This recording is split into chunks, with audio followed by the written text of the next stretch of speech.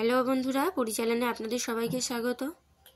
আজ আমি নিয়ে চলে এসেছি জিভে জল আনা স্বাদের একটি রেসিপি। আজকের রেসিপি কাতলা মাছের রেজালা। এই রেসিপিটি আপনারা অনুষ্ঠান দিনে প্লেন রাইস, জিরা রাইস কিংবা পোলাওয়ের সাথে সার্ভ করতে পারেন। ভিডিওটি পুরোটা দেখার অনুরোধ রইল। আশা করছি আপনাদের ভীষণ ভালো লাগবে। আমার চ্যানেল এখনও সাবস্ক্রাইব না করা থাকলে চ্যানেলটি সাবস্ক্রাইব করে পাশে থাকা বেল আইকনটি প্রেস করে অল করে দেবেন, যাতে করে আমি ভিডিও দেওয়া মাত্রই সবার আগে আপনার কাছে ভিডিওটি পৌঁছাতে পারে। আমি এখানে 5 পিস কাতলা মাছ নিয়ে নিয়েছি। এবারে আমি মাছগুলোকে ভালো করে ম্যারিনেশন করে নেব। ম্যারিনেশনের জন্য আমি দিয়ে দিচ্ছি পরিমাণ মতো নুন। আমি এই রেসিপিতে হলুদ অ্যাড করব না, তবে আপনারা চাইলে ম্যারিনেশনে নুনের সাথে পাতিলেবুর রসও ব্যবহার করতে পারেন। আমি এটি স্কিপ করে গেছি কারণ আমি এতে টক দই ব্যবহার করব। মাছ আমি ম্যারিনেশন করে কিছুক্ষণের জন্য ঢাকা দিয়ে রাখবো। ততক্ষণ আমি কিছু মশলার পেস্ট তৈরি করে নিই। আমি কিছুটা জল গরম করে তার মধ্যে দিয়ে দিয়েছি কুচানো পেঁয়াজ। পেঁয়াজ আমি হালকা করে সেদ্ধ করে নেব। পেঁয়াজটা আমার সেদ্ধ হতে থাকুক, ততক্ষণে আমি আরও কিছু মশলার পেস্ট তৈরি করে নেব। এখানে আছে আদা, রসুন, কাঁচা লঙ্কা আর টমেটো। এদিকে আমার পেঁয়াজটাও সেদ্ধ হয়ে গেছে। এবারে এই সেদ্ধ করে রাখা পেঁয়াজটার আমি একটি পেস্ট তৈরি করে নিয়েছি। এখানে আমি 4 মগজ পোস্ত আর কাজু বাদামের একটি পেস্ট তৈরি করে নিয়েছি।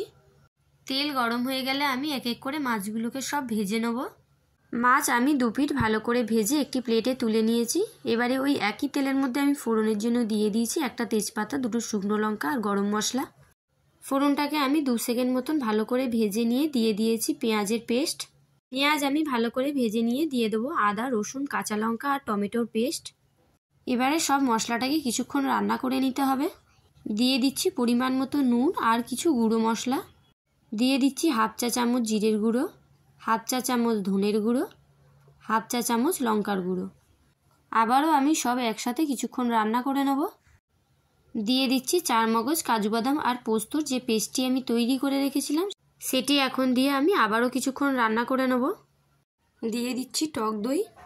দই দিয়ে আমি সব মশলাটাকে খুব ভালো করে কষিয়ে নেব। মশলাটা আমার ভালো করে কষানো হয়ে গেছে। মশলা থেকে তেলও সাইড হয়ে গেছে। এই পর্যায়ে আমি দিয়ে দিচ্ছি সামান্য পরিমাণে জল। টকের ব্যালেন্স ঠিক রাখার জন্য আমি দিয়ে দিলাম সামান্য পরিমাণ চিনি। ঝোল ফুটে গেলে ভেজে রাখা মাছ দিয়ে আমি আবারও কিছুক্ষণ রান্না করে নেব। আমি গ্যাসের আঁচ আস্তে করে রেখে 4 থেকে 5 মিনিট মতন রান্নাটা করে নিয়েছি। এবারে গ্যাসের আঁচ বন্ধ করে 2 থেকে 3 মিনিটের জন্য আবারও আমি রেখে দেবো। তারপরে এটি আমি সার্ভ করব।